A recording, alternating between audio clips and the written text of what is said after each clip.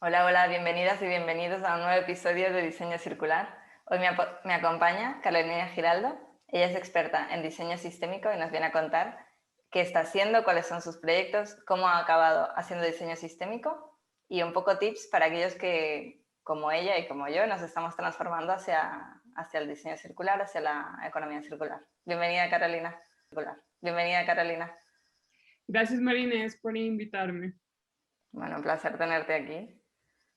Bueno, la verdad también para mí ha sido todo un viaje hacia el diseño sistémico. Digamos que no fue mi primera opción. Yo Ujú. tuve, primero, bueno, empecé con un bachelor en diseño industrial en la Universidad Javeriana en Colombia. Y después hice bueno, trabajé en el ámbito de diseño industrial, interiores, muy comercial, y obviamente pues me causó la curiosidad de ir hacia cosas que me daban más sentido. La sostenibilidad, el ecodiseño fue como lo primero que más me llamó la Ujú. atención. Y después entré al ámbito de con una maestría en diseño sistémico que también se ocupaba en ecodiseño. Ahí empecé a entrar en este mundo de acercarnos hacia la sostenibilidad en sistemas. Ujú. Después empecé a hacer un poco de investigación en ámbitos urbanos, en Sudáfrica, también en Suiza hice unos pequeños proyectos, y después sí empecé mi carrera como investigadora en diseño sistémico en el Politécnico de Torino, Ujú. donde hice mi maestría. Y hace poco pues terminé mi doctorado en diseño sistémico con una visión hacia la ciudad circular.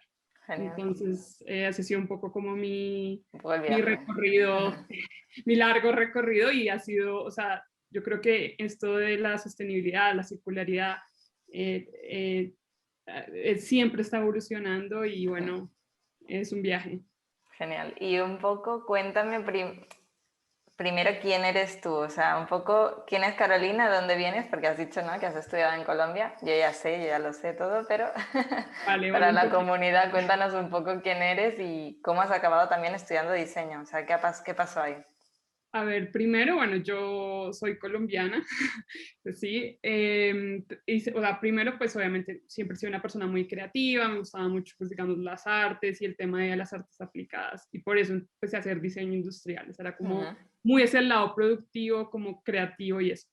Pero obviamente después, trabajando en la industria, pues me aburrí un poco el tema Ujú. de diseño que está orientado solo hacia la visión de una marca o producir y eso. Ujú. Entonces, pues digamos que me daba curiosidad de crear cosas que tuvieran más sentido para el medio ambiente, para la sociedad. Y después me fui a vivir a Italia. Entonces yo vivo en Torino desde que empecé a hacer mi maestría hace 9, 10 años. Ujú. Y bueno, ahí empezó todo también como, es más, cuando hice la maestría también me cambió mucho la visión, porque yo creo que yo tenía la visión que el diseño sistémico o el ecodiseño era productos sostenibles. Y yo decía, Ya. bueno, esa es la solución. Y realmente el diseño sistémico, esa es una pequeñísima Es parte en muy realidad de lo que el grande. diseño sistémico es. El diseño sistémico es, no o sea, sí, un producto puede ser como la leva que cambia el sistema, pero realmente no solamente se trata de hacer, digamos, el packaging con, no sé, bioplástica. Sí, Se trata de acercar el sistema y cómo crear valor local a través de diseñar nuevos sistemas. Y el diseñador, digamos, tiene esas características porque nosotros vemos los sistemas o los usuarios de una manera más holística. Entonces, digamos que la gente te puede decir, ay, pero ¿cuál es la diferencia entre el diseño sistémico y hacer un material flow analysis o un industrial ecologist? Eh, sí, pero esas disciplinas ven, digamos, la sostenibilidad de maneras muy en cuantificables. silos, ¿no? Como... En cambio, el diseñador tiene la parte de las ciencias humanas y la parte técnica. O sea, creo que es un mediador. Es muy interesante. Y pues realmente, lo que te digo, yo creo que hasta mi visión de la sostenibilidad se ha transformado Cambia. en los años. Ujú. Y ahora, digamos que con mi doctorado me ocupo mucho sobre políticas públicas de cómo aplicar esta circularidad con una visión sistémica, que esa es la cosa más loca. Ujú. ¿Por qué? Porque también cuando empecé a hacer investigación, que empecé con algunos proyectos de cómo ayudar a las regiones a aplicar la economía circular, porque eso es un desafío, porque digamos que la gente en los gobiernos piensa muy básicamente como, oh, sostenibilidad, paneles solares y hagamos un programa de... Energía verde y gestión de Sí, como, residuos. es como si uno va a la farmacia o a la ferretería y se compra la solución. Y, y la sostenibilidad, desafortunadamente, si uno quiere que sea resiliente en el tiempo, tiene que ser, uno tiene que acercarse de manera sistémica, holística, para entender si esa solución o si esa comunidad es lo que de verdad necesita. Entonces, porque a veces la gente piensa que la sostenibilidad también es como para algunos privilegiados que la pueden...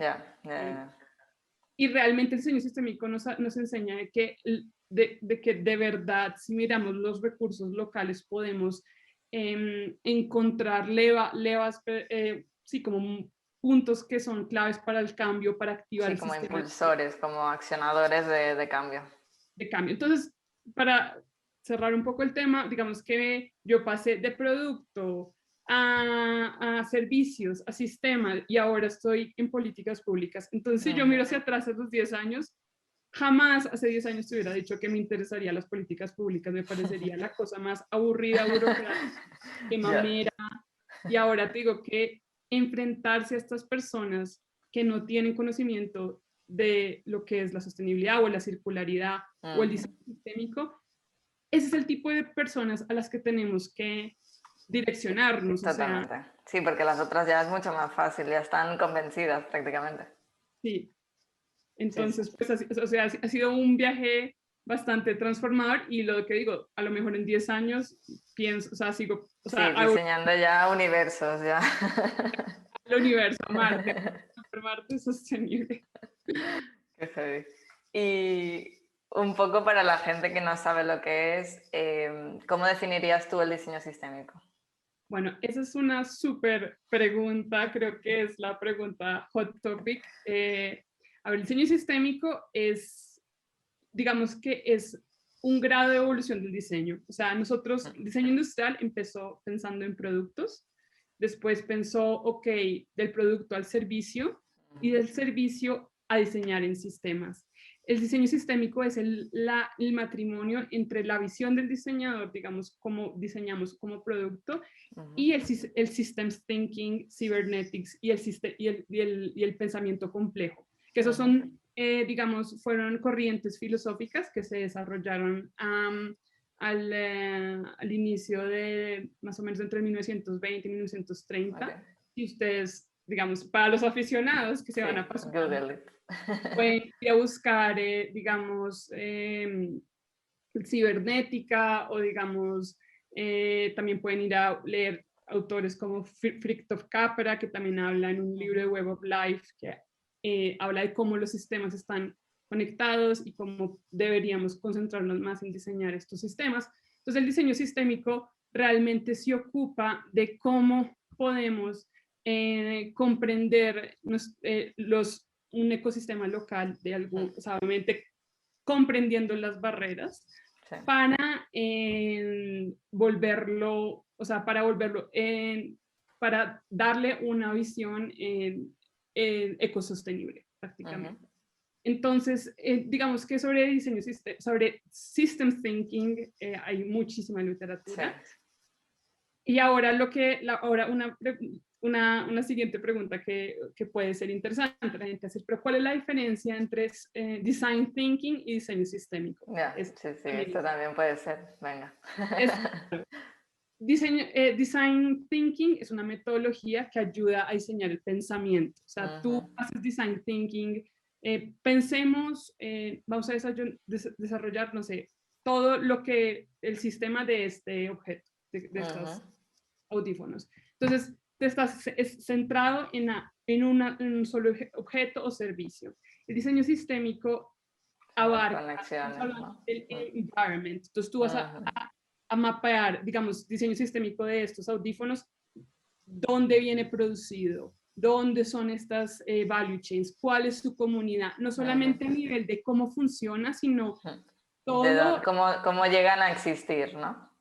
Sí, o sea, todo lo que abarca, y por eso es bastante complejo. Y la dificultad del diseño sistémico es, ok, las barreras, porque aquí está, de estos audífonos podemos mapear hasta el plástico que viene de qué región de China. Entonces, digamos que es una visión súper, digamos, overwhelming, como muy abrumadora. Abrumadora.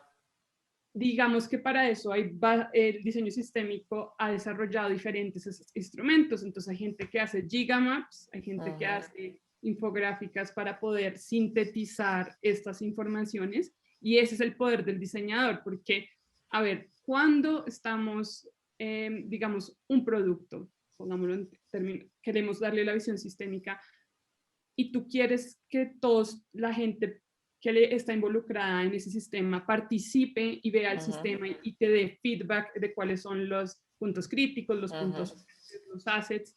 El diseñador, a través de mapear o crear estas gigamaps o estos mapas, un instrumento para que sintetiza la información y hace que toda la gente pueda participar y no queda una discusión entre gente técnica. Porque digamos que lo que pasa a veces con el material flow análisis y todo eso, son mapas demasiado técnicos que no todo el mundo puede participar. Claro, sí.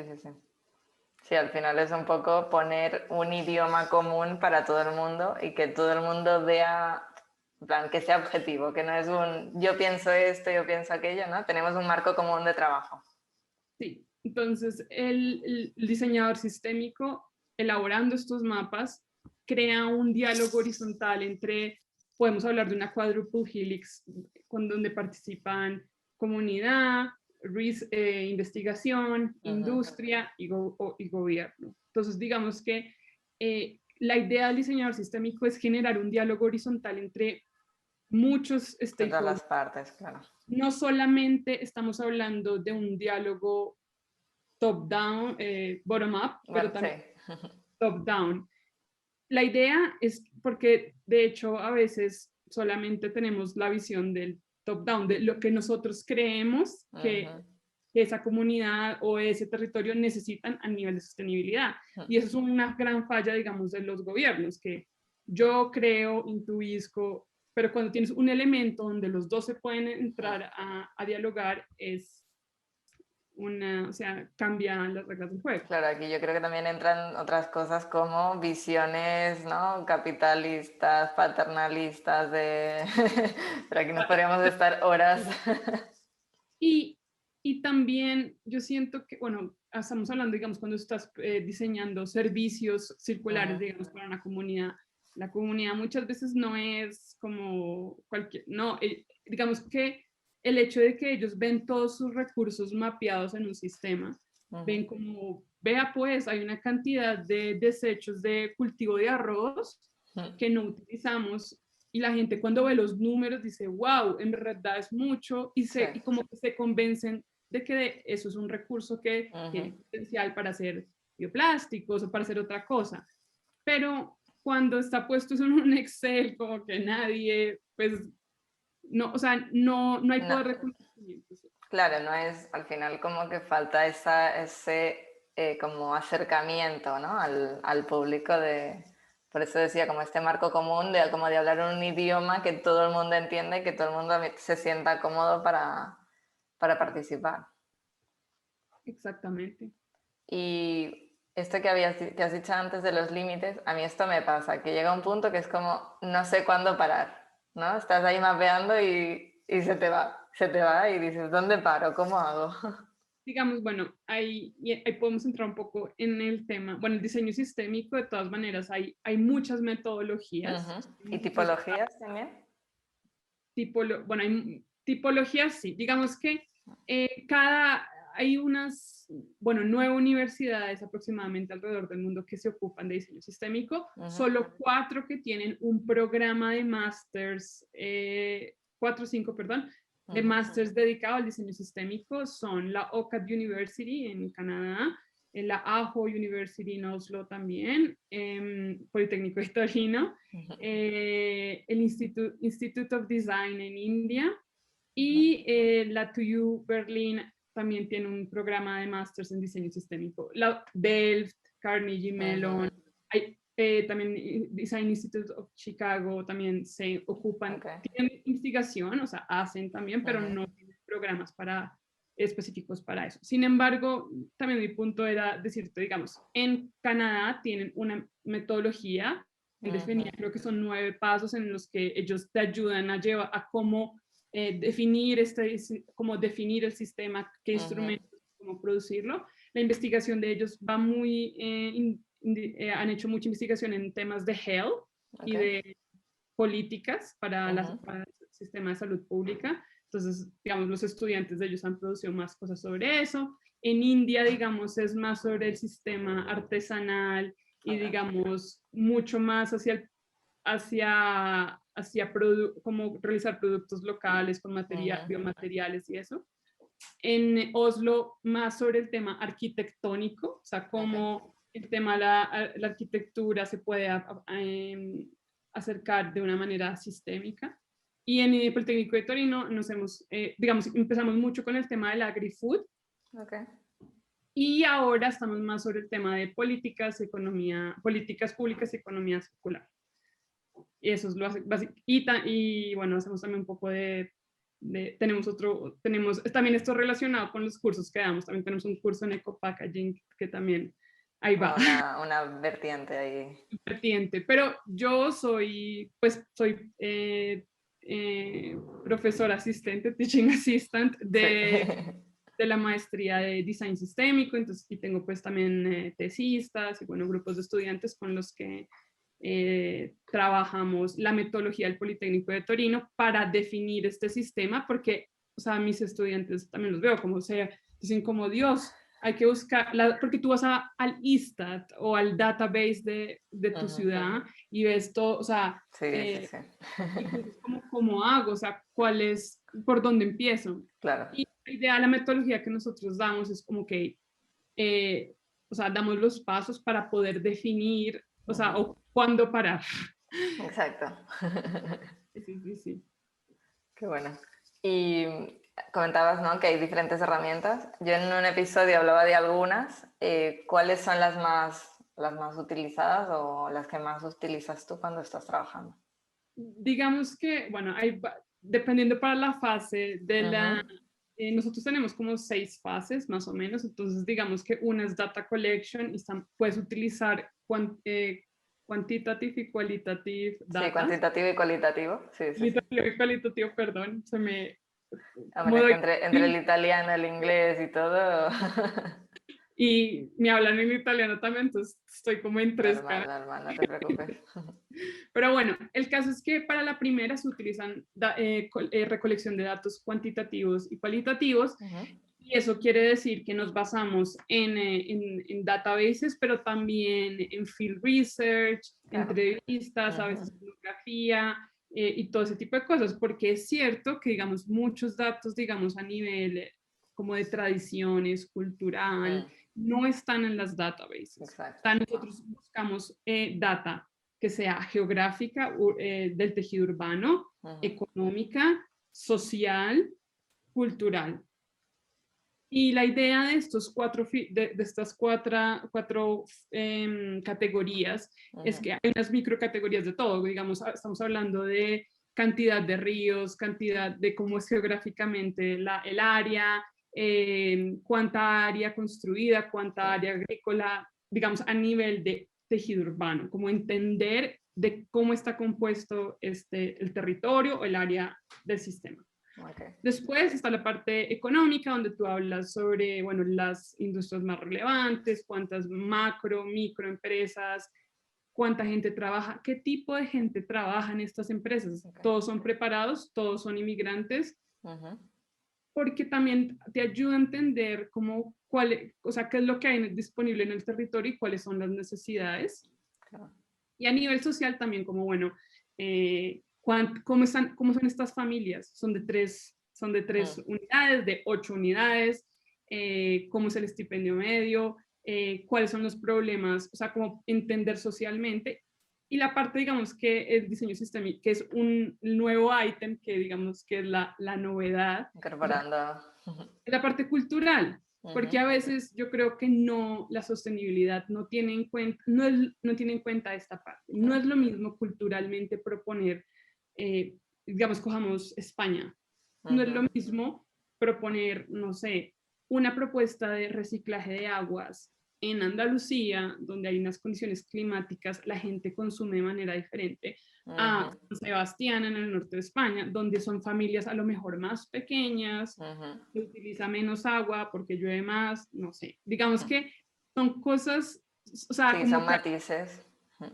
es más, cuando los estudiantes o alguien ve este database, como que la gente es como las tradiciones, y a mí de qué carajos me sirve saber si está vecino o si viven 10 personas en Claro. Sicilia en casa.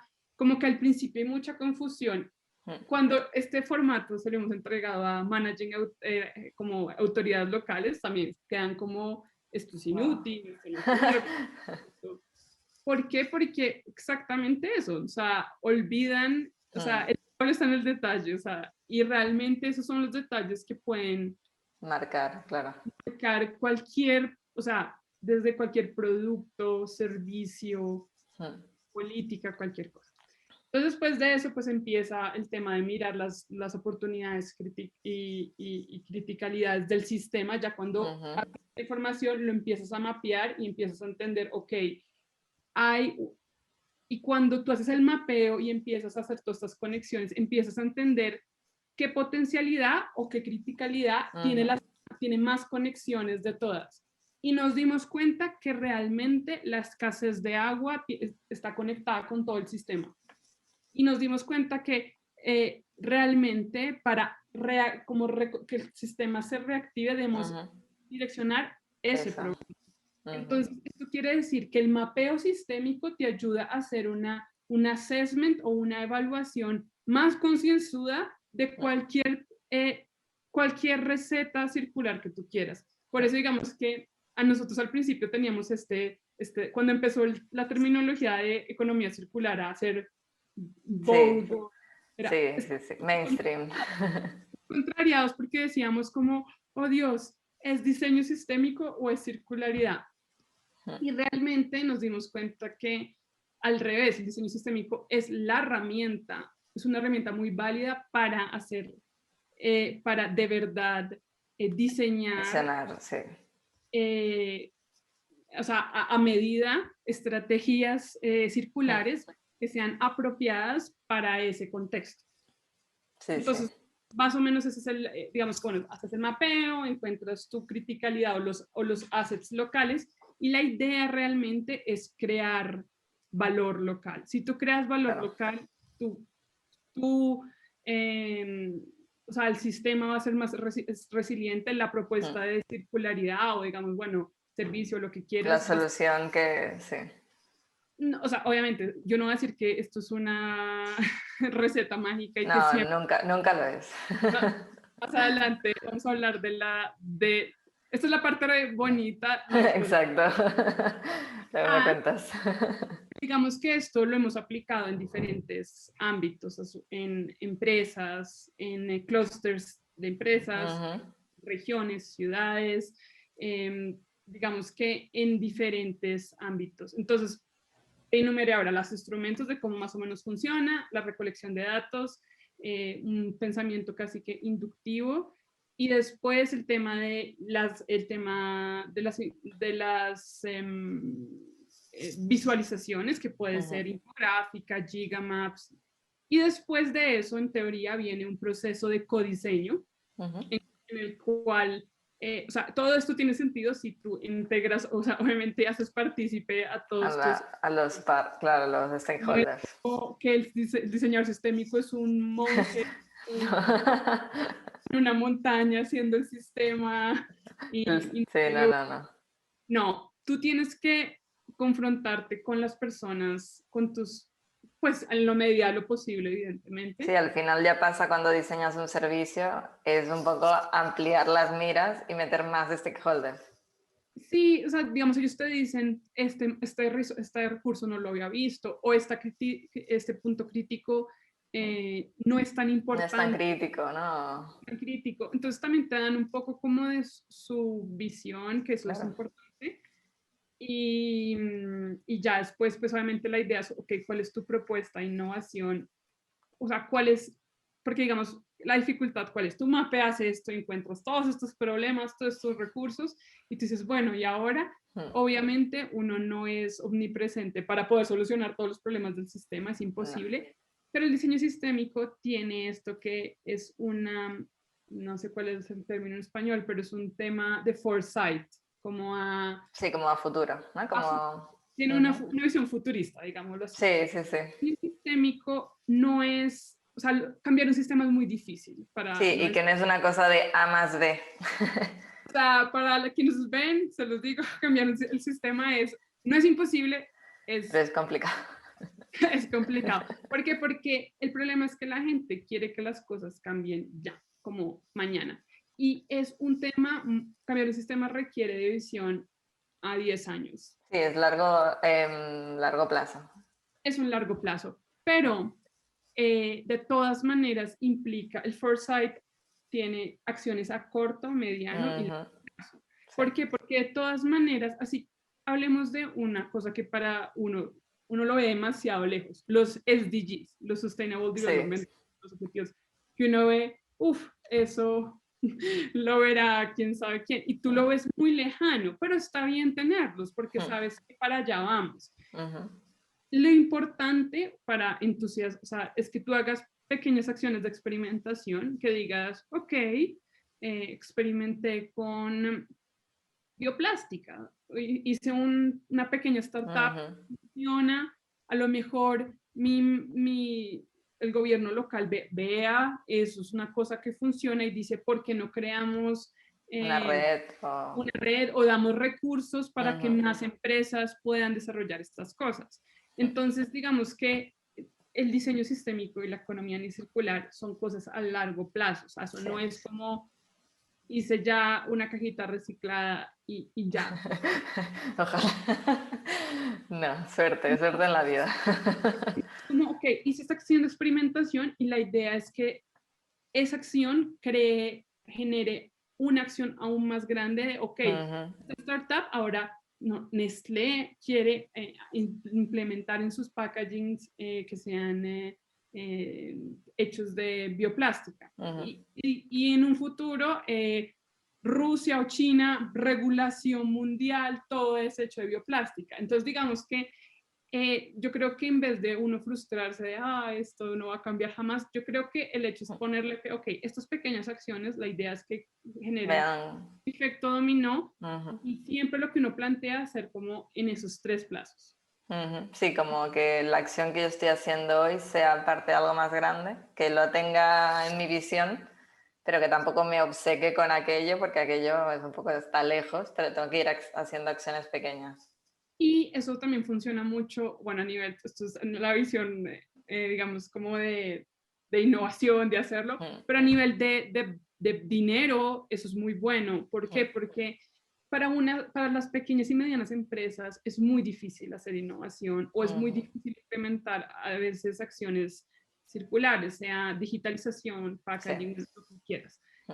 Y es muy difícil. Entonces yo creo que cuando se ven estimuladas a hacer pequeñas acciones y el gobierno se convence y los grandes industriales se convencen, ahí es cuando el sistema empieza a A cambiar. moverse.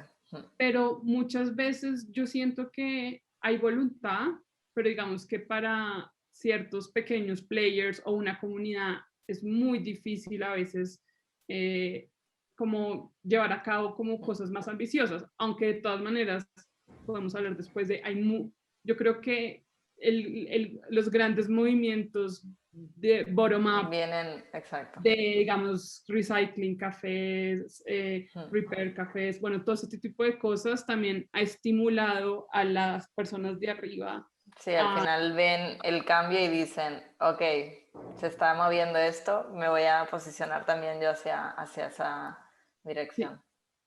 Yo creo también que es más, o sea, es más complicado el accionar eso cuando eres pequeño, ¿no?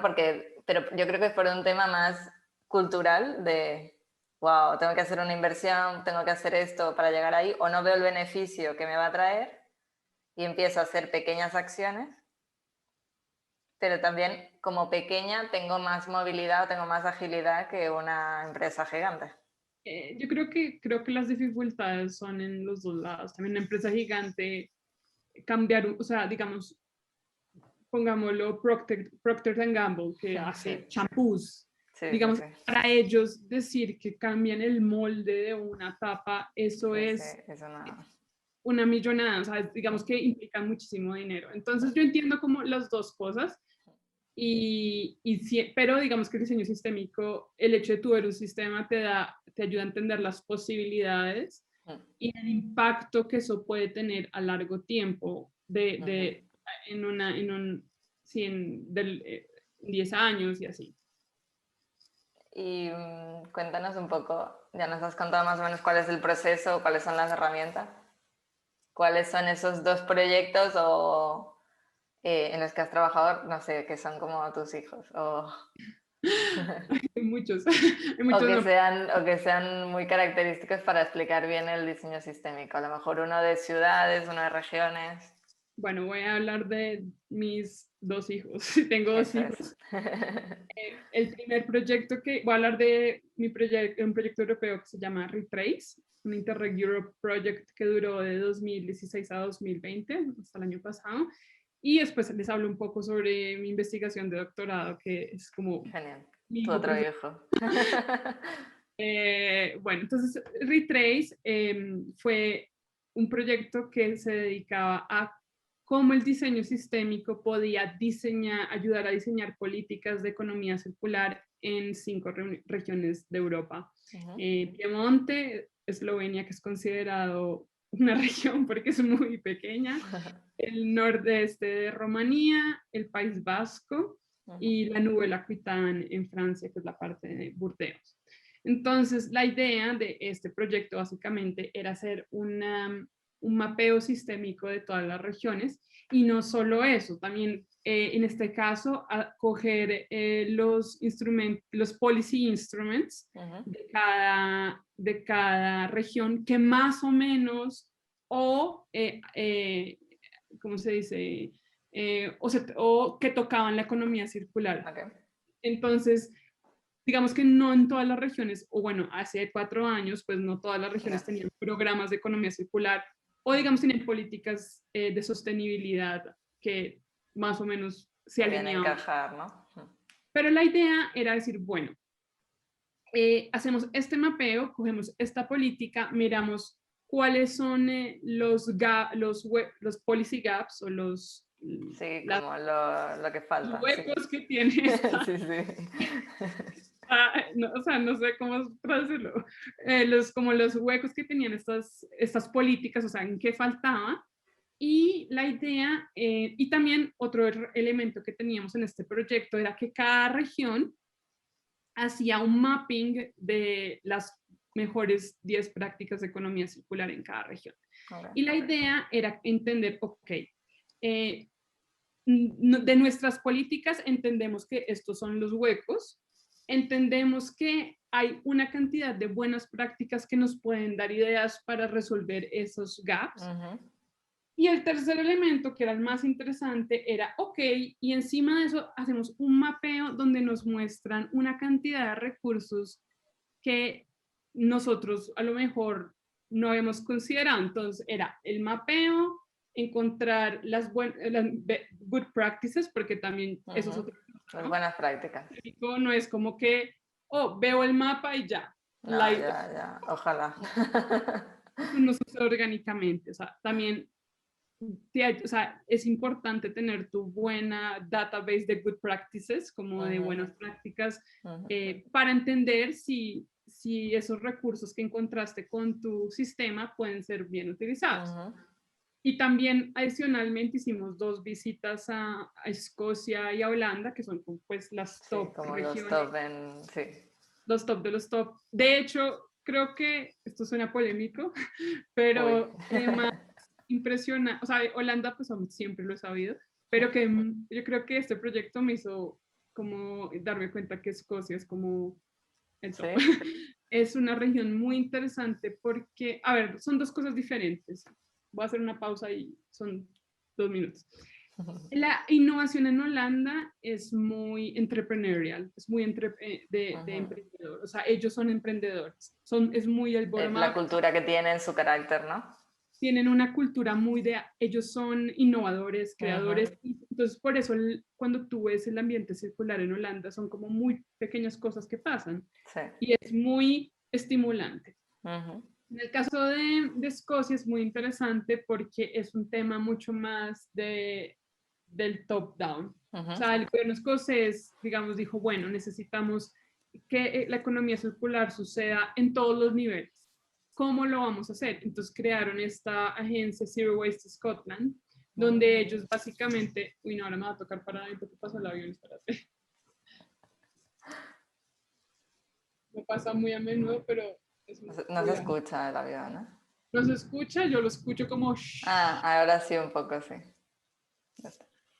Mi mamá ya se fue, son mis piruetas, bueno, perdón. En plan aquí. Bueno, en el caso de Escocia es más del top down. El gobierno escocés dijo, bueno, necesitamos que la economía circular ocurra en todos los niveles. Y pues nosotros tenemos environmental agencies y todo, pero digamos que hay que llegar a todos los niveles para que de verdad sea una transición a la circularidad. Y ellos crearon esta agencia que se llama Zero Waste Scotland, donde básicamente ellos crean programas para, o sea, tienen, digamos, environmental agencies, programas para empresas, para ciudadanos, para comunidades, y me impresionó mucho porque es como una visión de cómo yo como gobierno voy a llegar a todos mis ciudadanos. Claro. Y es, o sea, y con estímulos, instrumentos. Es muy ambicioso. Es muy ambicioso. Digamos que fuimos a ver, digamos, ver diferentes niveles de cómo el gobierno lo ha articulado y me impresionó mucho de cómo también tienen en cuenta, digamos, los proyectos de universidad, cómo pueden volverse startups, o sea, como todo, conectar todo el ecosistema. Entonces, bueno, en Retrace, pues estuvimos en esas regiones también para mirar buenas prácticas. Claro. Y la idea al final de este proyecto era crear unos policy roadmaps para cada región. Y la idea era que esos policy roadmaps eran como recomendaciones para cada región para ser aplicadas. Pero obviamente esto suena un poco de poesía y bueno, no era... es abstracto. Exacto, pero el proyecto evidentemente necesitaba resultados concretos. Claro. Obviamente, o sea, porque es un abstracto. De todas maneras, cambiar una política en un proyecto de 4 años, les digo, es imposible. No lo puedes hacer porque requiere demasiada burocracia y también como que el gobierno tiene que estar extremadamente seguro de que eso es, o sea... De que le va a traer resultados, ¿no? Entonces, y fuera de eso, bueno, en Europa funciona mucho que hay programming periods, como periodos de programación que duran 7 años para la inversión territorial. Entonces, no es que tú en la mitad del programa dices, no, hay que investir más en esto. No, el programa ya arrancó con lo que hay y pues la idea de Retrace era poder influenciar el próximo periodo de que es del 2021 al 2027. Pero ¿cómo íbamos a hacer esto si estamos en la mitad de este? Entonces, Retrace, en estas recomendaciones, cada región hizo acciones piloto o pequeñas acciones donde la región pudo entender si eso funciona, si eso podía funcionar para poderlo escalar o no. Entonces, les voy a dar un ejemplo. Digamos, la región Piemonte es una región, históricamente, ellos tienen en su Smart Specialization Strategy, que es como la estrategia de desarrollo industrial de cada región, eso lo tiene cada región. Pero Piemonte, históricamente, solamente se han focalizado en 3 cosas. Esto es su idioma, su religión, no entienden de nada más. Automotive, chocolates y vino. que es Ok. la Entonces, y creo que aeronáutica, pero es muy hacia esos tres sectores y lo demás no hay mucho énfasis. Ujú. Entonces, gracias al mapeo de Retrace, ellos ya tenían un plan en su programa, ellos querían hacer una bioeconomy platform hace Ok. mucho, pero tenían criterios demasiado sesgados de lo que ellos pensaban que era bioeconomía. O sea, Claro. para la bioeconomía era este sector, Ya. digamos, arroz o maíz y ya. Mm. Con el mapeo y con todos estos ejercicios ellos se dieron cuenta como, wow, de verdad, para hacer una plataforma, o sea, hay un potencial increíble en toda la Mm. región que no lo habíamos explorado y nosotros los ayudamos a escribir la convocatoria gracias a este mapeo y fue una colaboración muy interesante donde ellos nos dieron un poco el beneficio de la duda, porque no es que esto sea Confiaron. un poco, y cuando se dieron cuenta, se inscribieron como el triple de empresas de lo que ellos hubieran Wow. pensado. Y entonces, esto es una manera de que ellos se dieron cuenta de que ahora van a ser a lo mejor políticas mucho más amplias para Claro. poder involucrar a más sectores. Ujú. Y esto pasa en muchos países, o sea, cada región tiene obviamente sectores Su industriales que son, industria fuerte, ¿no? Mm.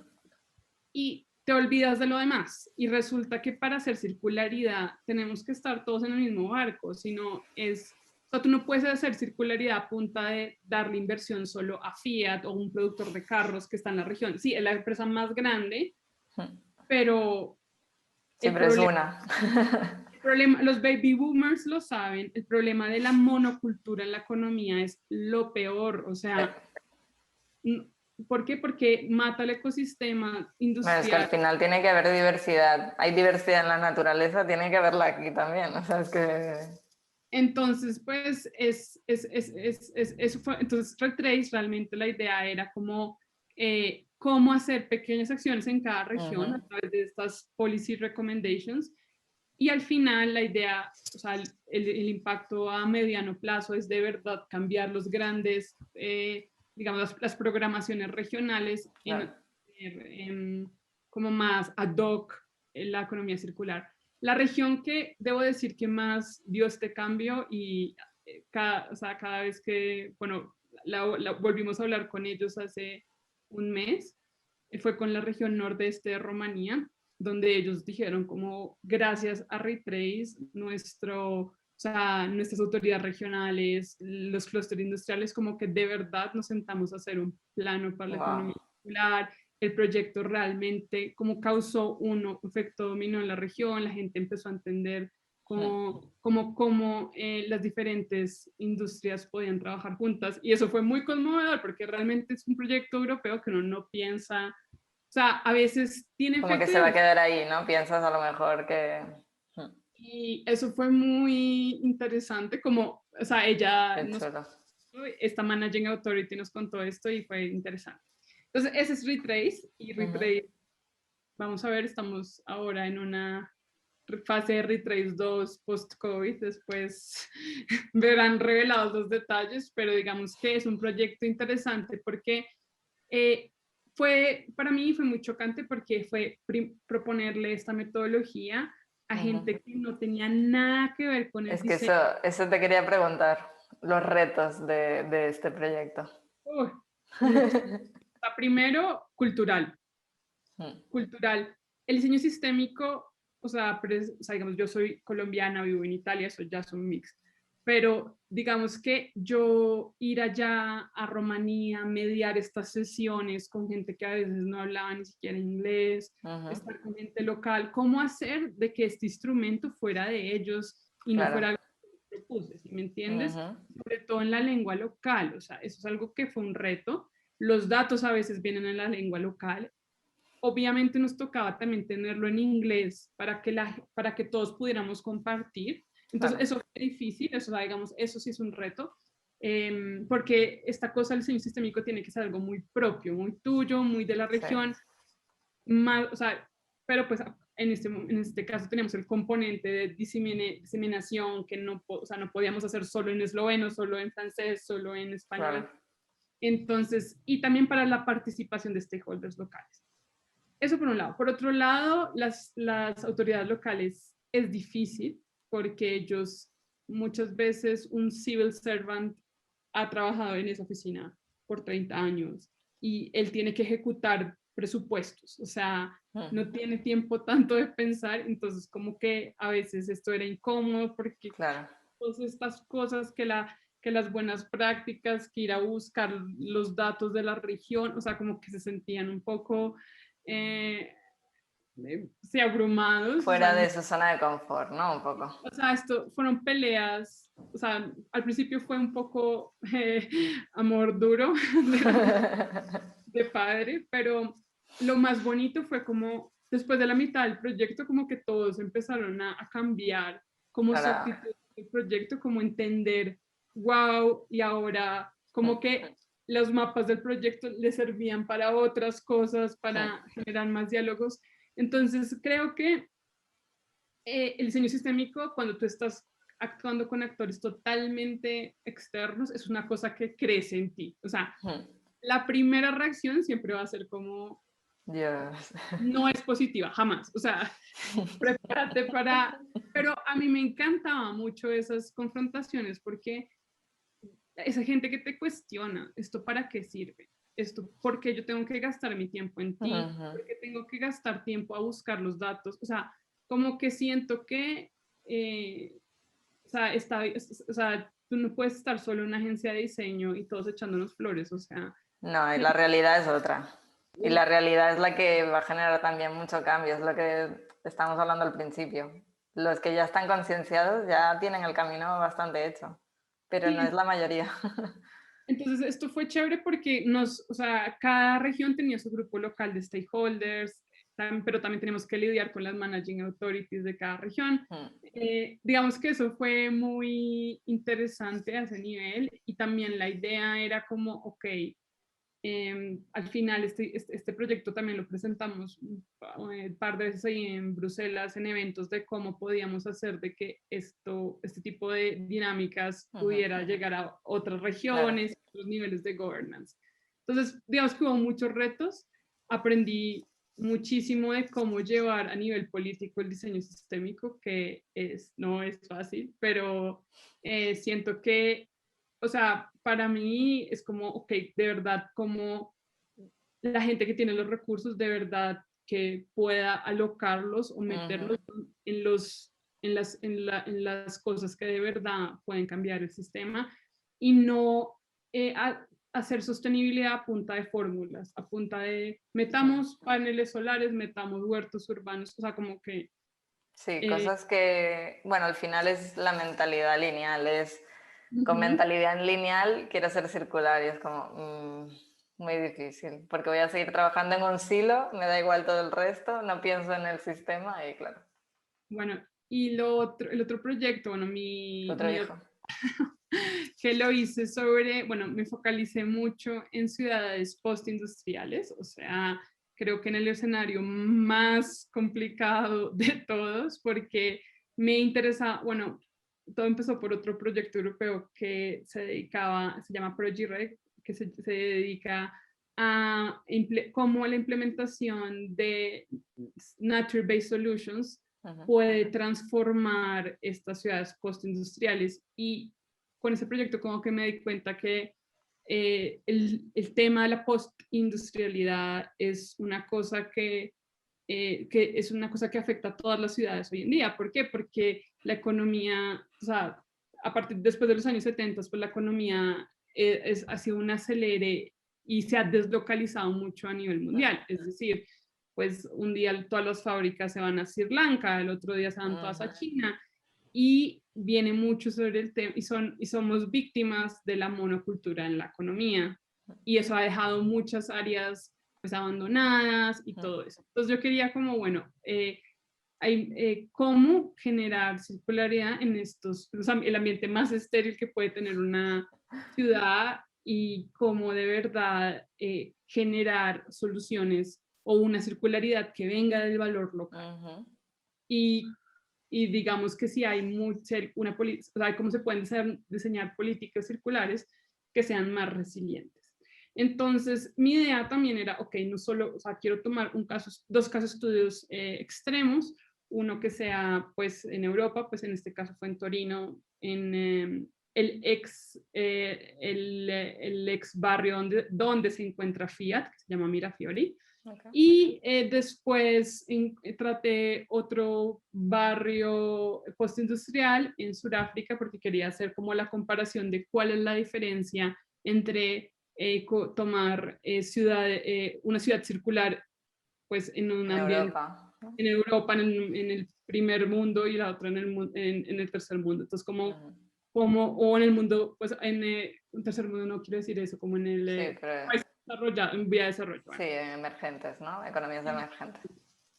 Entonces, pues yo quería hacer como esta comparación porque siento que me ayudaba mucho a dar este tema del diseño sistémico, de que la singularidad para cada uno va en direcciones diferentes y así. Y pues la fortuna que tuve en ambos casos es que en ambos casos estuve trabajando con las autoridades de Ciudad del Cabo y también las autoridades locales de la ciudad de Turín. Entonces creo que eso fue, y me dieron la oportunidad pues, de trabajar con las comunidades locales, en cada uno de los casos, generar un proceso participativo.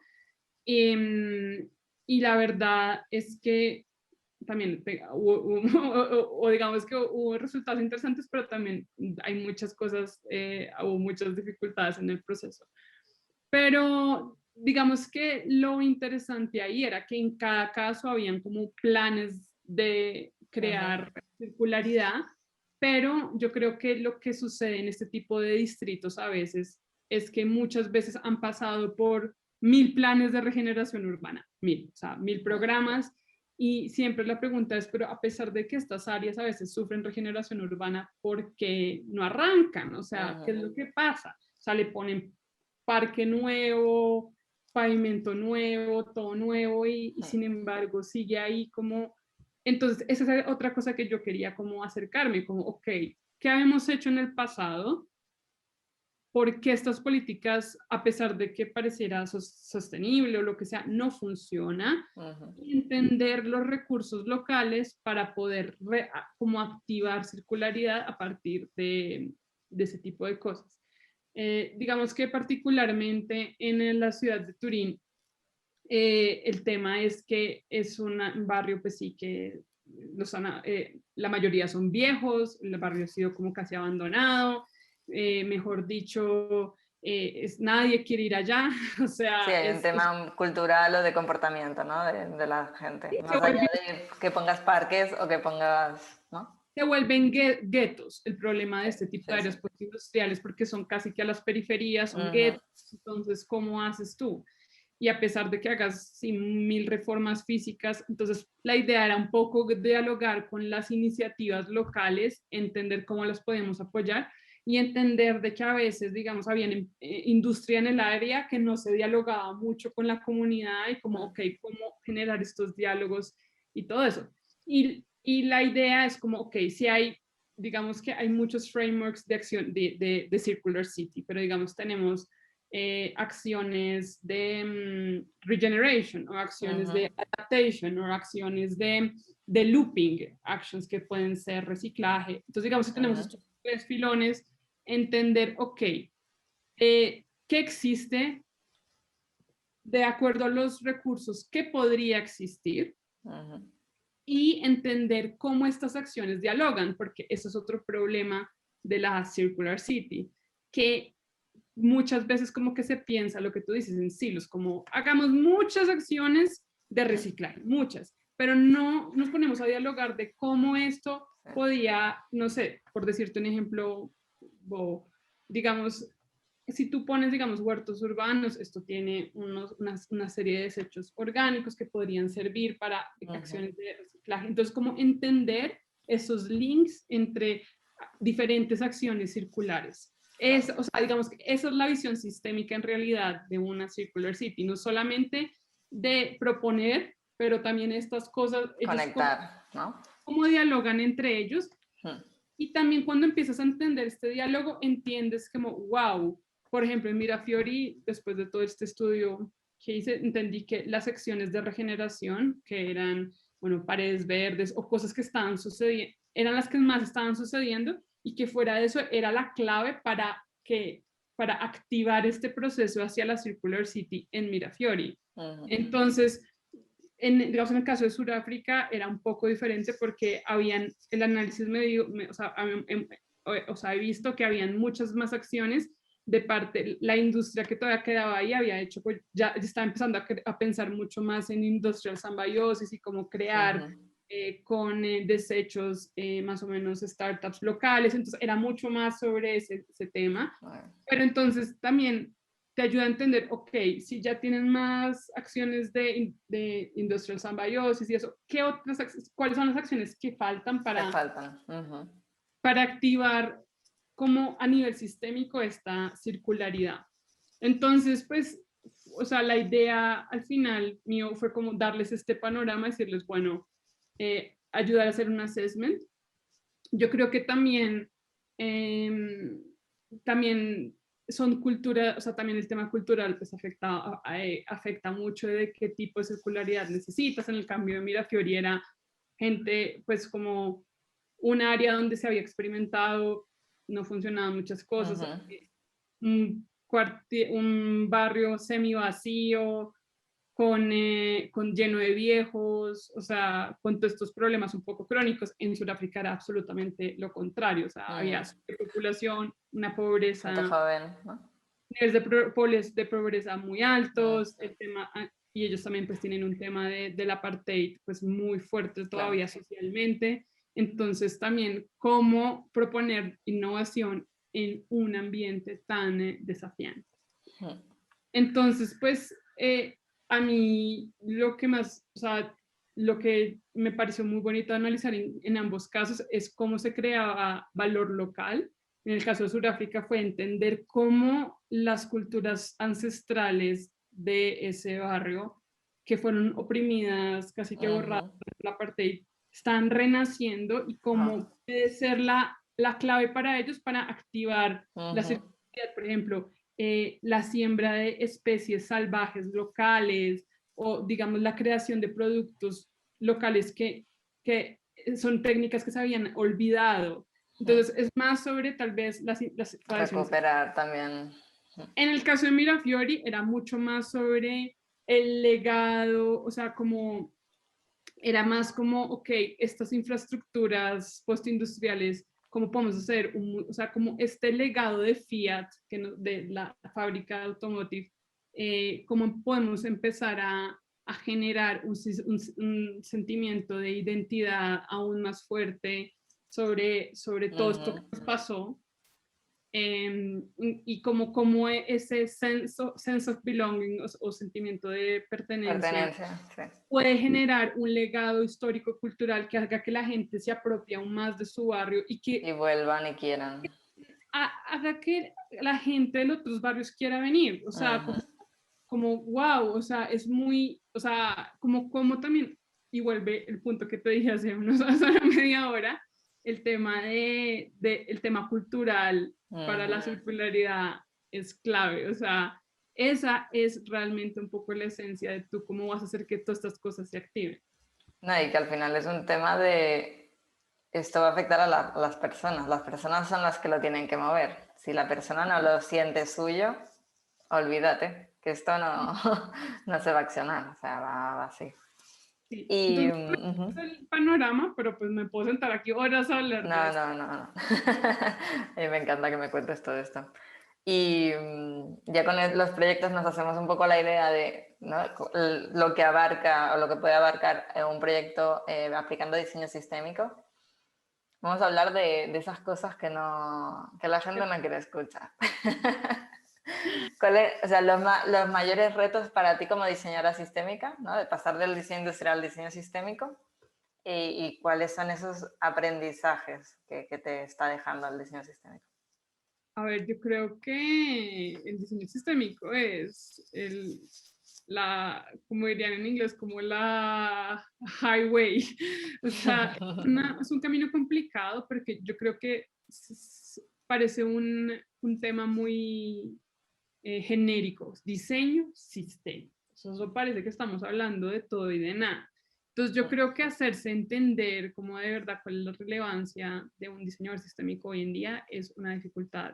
Es una profesión que yo creo que va a crecer en el tiempo, Sí, pero sí. digamos que ha sido un proceso muy complejo para poderse, digamos, como inserirse en una empresa, o sea, un Como rol en posicionarse, ¿no? posicionarse, es difícil. Pero yo creo que, digamos, gracias a terminología boom, como la economía circular, ha ayudado mucho también a entender cuál es el rol de estas personas, cuál es, o sea, cuál es la importancia. Yo creo que de las dificultades es un tema, pues lo que te decía también, tú lo decías, el tema de la cultura lineal en cualquier posición de mando, sea en las empresas, sea en un gobierno, donde pues obviamente ampliar el diálogo a veces no es una opción o no se quiere hacer. No se quiere. Yo creo que, o sea, o sea, la mayoría de los proyectos que yo trabajo, la mentalidad a veces, o sea, es sorprendente, pero no, no todo el mundo está abierto. Y, y yo creo que pues también el tema pues de, o sea, el tema, sí, el tema de cultural que, o sea, todavía no hay mucha cultura sobre esto y es gente que toma las decisiones. Entonces yo creo que el tema cultural es uno, el tema a veces técnico, yo diría también, porque a veces, pues digamos, hay una tecnología, pero digamos, tú, ¿cómo haces para, o sea, no es tan fácil o que la gente la acepte o que la gente o Sí, que lo implementar? adopte, sí, sí, sí. Entonces, yo creo que hay varias barreras en ese sentido. A nivel de lo que te decía, bueno, a nivel político también, como, o sea, tú puedes tener muchas buenas propuestas, pero si no, si a nivel no hay políticas que las estimulen, Claro. los proyectos mueren, eso también es verdad. Convencer a una comunidad también es difícil. Eso, suerte. Digamos, hay muchos papers a nivel académico que hablan mucho sobre diseñador como mediador y yo creo absolutamente que eso es una cosa, o sea, es muy raro, o digamos, o designer como policy maker, como nosotros nos estamos volviendo claves en la creación de políticas y eso es algo como digamos que el policy design es una cosa que está creciendo mucho, eh, que me apasiona muchísimo porque siento que uno como persona creativa estar en un ámbito donde, o sea, como si que un diseñador en Sí. medio en un ministerio o como así. Entonces yo creo que es la hora de los diseñadores de estar ayudar a tomar las Tomar decisiones, decisiones, exacto. Sí, sí. entonces, no es fácil porque nadie está acostumbrado a la innovación en esos ámbitos como tan cuadriculados y así. Entonces, pues yo creo que hay un tema cultural, hay un tema de governance, que la cultura de la governance es así. Sí.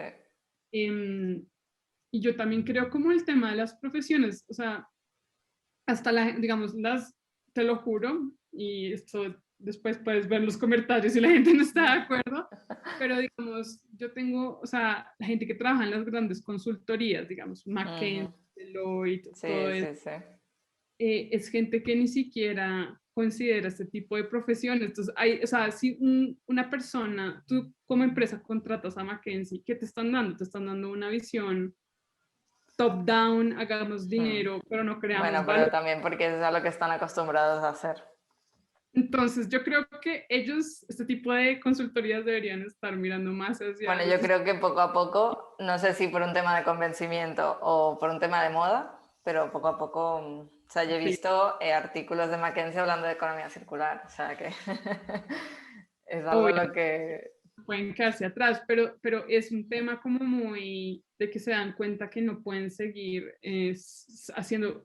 Es más, en el ámbito de la ingeniería, ARUP está hablando de ciudades circulares, pero digamos que también están muy lejos del concepto porque hablan de ciudades circulares, sí, instalamos paneles solares, Sí, como es que yo creo que al final lo que has comentado hace un rato, si hayamos aquí un rato, el tema de ser mediador, de que al final nosotros hablamos, pues hablamos varios idiomas y ponemos como unas cosas en el centro y tenemos esta parte humanística, esta parte de, sí, está muy bien la política que vamos a crear o está muy bien este producto o esta tecnología, pero hay una persona detrás que va a usar esto y si eso no lo tenemos aprendido, no entendemos ese problema y esa cultura y ese contexto, tú puedes hacer lo que tú quieras, que eso no va a funcionar. Y también yo creo que es algo, mira, esto lo aprendí un poco con los italianos, que creo que es una muy buena escuela y esto es ni siquiera a nivel profesional, esto es una experiencia a nivel personal. Creo que los italianos a mí me han enseñado, son la cultura que más me ha enseñado de sostenibilidad, porque son una cultura que ellos están tan conscientes de sus recursos, de los productos locales, que para ellos es como un orgullo y una conciencia, como comprarle al señor del queso de la esquina, al panadero, y así les cueste 10 centésimos más, lo hacen, porque hay esta conciencia de o sea, sé de dónde viene ese pan. Sí, valoro lo que hay detrás. No es un tema de fashion, de, oh, kilómetro cero. No, es realmente... Si esto fuera un fashion, en Italia la mentalidad cultural de cómo ellos consumen, a mí eso me ha marcado muchísimo y creo que cuando voy a Colombia como que siento, wow, a veces he tenido muchísimos recursos en torno de mí y a veces tomo la decisión de comprar las galletas importadas de no sé dónde en vez de como pensar local. Sí, sí, sí. El tema de la creación del valor es, vuelve y juega, el value creation es una cosa que deberíamos poner como en primis. Sí, si no hay valor es como, bueno. Y un poco para ir acabando, o sea, es algo muy nuevo, ¿no? El diseño sistémico es algo que, claro, por ejemplo, para mí me está viniendo muy orgánico, ¿no? Porque es esto como que la gente que tenemos esta visión como muy, ¿no? Como que tienes estas conexiones y esto como que te va a venir más orgánico o esta visión de estratégica. Para los diseñadores que no saben qué es esto o que los que se quieran transformar, ¿tú qué les recomendarías? Uf. No lo hagas. No. A ver, yo creo que uno se angustia mucho porque uno dice, bueno, estoy haciendo, no sé, estoy haciendo solo producto, pero yo quiero hacer el cambio. Yo creo que, digamos que yo primero pues como que empezaría como el tema de los cursos y un poco más, como una transición siempre. Creo que también, o sea, por lo menos a mí, la profesión que hago como que se empezó a alinear más con mis valores y creo que es muy importante cuando uno empieza a pues, vivir más coherentemente. Digamos que, digamos que hacer un máster y eso pues sí ayuda, pero yo siento que también como que depende del sector en el que tú quieras cómo trabajar o a qué niveles, digamos, si quieres, digamos, si eres una startup, ok, ¿cómo hago para ir hacia el diseño sistémico? Ok, entonces o sea, entender en tu empresa cuáles como niveles de experimentación y yo creo que el tema es como las expectativas. O sea, si yo quiero ser diseñador entre una startup o estamos hablando de una mediana empresa o estamos hablando, no, la verdad, yo quiero ir a trabajar en el sector público. Entonces yo creo que también depende mucho del focus. Yo, sinceramente, trabajé en pequeña empresa, después como que empecé a trabajar en non-profits que hacían investigación urban research en África, que se llama Our Future Cities, y ellos hacen bastante research y como que me involucré un poco en el tema de la research con NPOs y me interesó. Y después decidí que me gusta mucho la academia y el sector público son como lo que más me interesa, pero yo creo que sí, depende mucho del focus. A nivel regional y de ciudad, si estamos ubicados, bueno, en Europa hay muchos, o sea, las regiones tienen, ¿cómo se dice eso? Calls, digamos, para aplicar a fondos con sí. call o tenders, es que no sé cómo. No sé cómo decirlo, pero te entiendo. Hay convocatorias, eso es convocatorias, es la palabra. Convocatorias, pues para aplicar a, si tienes un proyecto y te lo pueden acelerar, yo creo que sí. Entonces depende mucho, si quieres ir a lo práctico o quieres estudiar, y también depende de qué sector, ¿no? ¿Qué área? dedicar. Muy bien. No, sí. ¿Qué? Hay para todos. Exacto, Sea, sí, es como, a mí a veces me preguntan, ¿quiero trabajar en economía circular? ¿Dónde trabajo? o Donde tú quieras. O sea, cuando dicen como, ¿cómo hago? Es que, ¿dónde busco trabajo? Yo sé como, pero es que depende de lo que tú, o sea, depende, o sea, el sector público es muy diferente a trabajar, digamos, yo he tenido la oportunidad de trabajar con, bueno, creo que esto te lo comenté en otra conversación, como, o sea, como entender, digamos, Ferrero, los que hacen la Nutella, cómo se con la economía circular, qué programas tienen, digamos, una gran empresa, cómo se comporta y que, entonces tú puedes entender, no, yo me quiero dedicar es a apoyar ese tipo de cosas, pero hay muchos niveles. Sí, no, es que yo siempre digo, es como, es que depende lo que tú ya hagas, ¿no? Porque tampoco hace falta transformar tu carrera de arriba abajo. También Sí, es un no, poco una manera de hacer. Yo puedo sí, seguir siendo diseñadora de producto, pero en mi, digamos, en mi manera de hacer meto todo esto. Y me sí, o sea, pregunto de dónde viene el material o me pregunto cómo va a ser la vida útil cuando acabe este producto, el uso. Claro, todas estas cosas lo vas metiendo en tu, como en tu, sí, tu mente. Lo vas utilizando. ¿Y cuál crees que sería, que ya un poco lo hemos hablado, pero el rol del diseño en esta transformación hacia una economía circular? sí. O sea, para mí, lo que te digo, o sea, yo creo que el tema, o sea, no solamente la economía circular no es un tema de tecnologías, digamos que es súper importante porque han desarrollado más y eso está bien, pero el tema es el cómo aplicas estas tecnologías y Aterrizarlo es siempre lo aterrizarlo. más... Sí.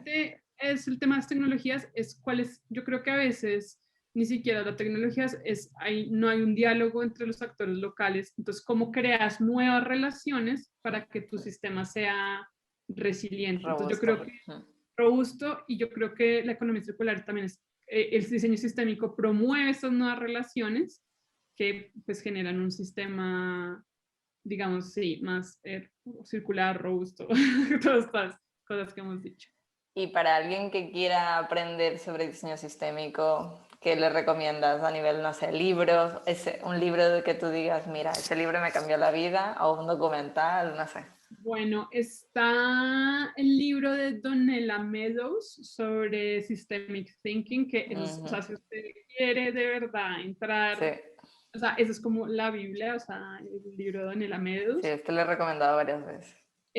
También hay muchos, de hecho, hablando de él, se murió ayer uno de los padres de la cibernética y el Systemic Thinking en Maturana, que era un, sí, como pensador argentino. No, o sea, ahorita no tengo un libro, o sea, si uno quiere como también literatura en español, él escribió muchísimo, Okay. entonces creo que eso es interesante. Digamos que también recomendaría, hay un libro que se llama Systemic Design, que lo escribe Peter Jones, que es un super profesor super profesor de la Oxford University.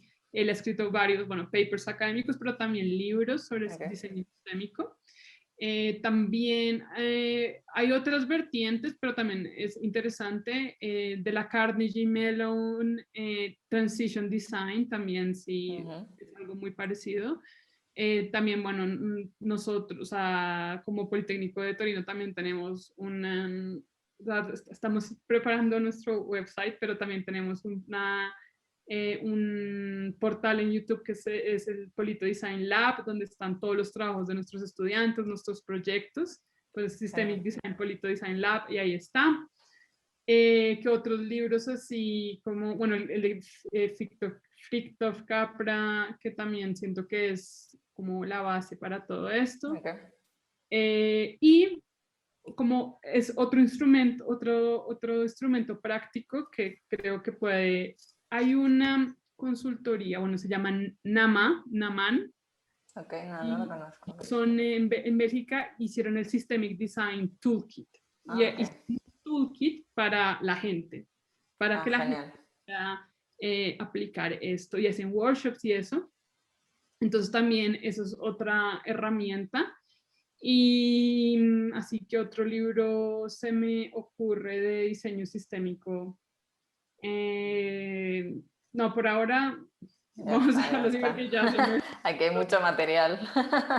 material, pero sí, digamos que o sea, hay muchos, lo que digo, o sea, hay varios acercamientos al diseño sistémico, obviamente con diferentes temáticas, pero digamos que sustancialmente tienen este origen, sí, en el systemic thinking y cybernetics y así. Entonces, bueno, como nota comercial, está la Systemic Design Association, SDA, y cada año organizan el RSD Symposium. Y es un simposio donde todos los diseñadores sistémicos se reúnen todos los años, presentan papers, también gigamaps, como hacen una como muestra ejemplos, ¿no? Como... sobre eso. Y este año, creo que este año se presenta en Delft.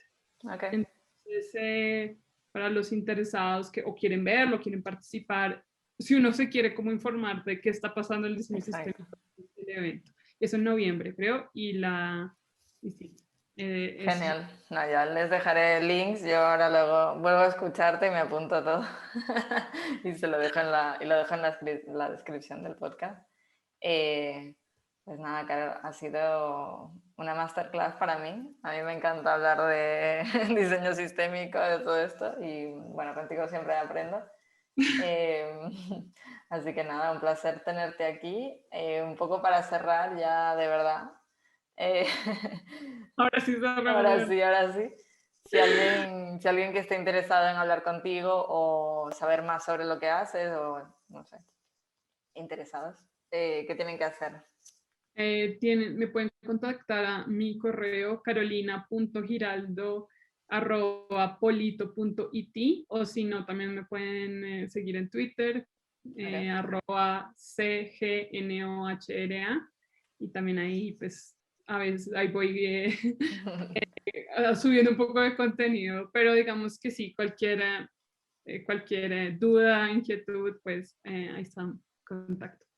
Genial. Pues nada, pues muchísimas gracias por darnos un poquito de tu tiempo hoy y nada, nos vamos viendo.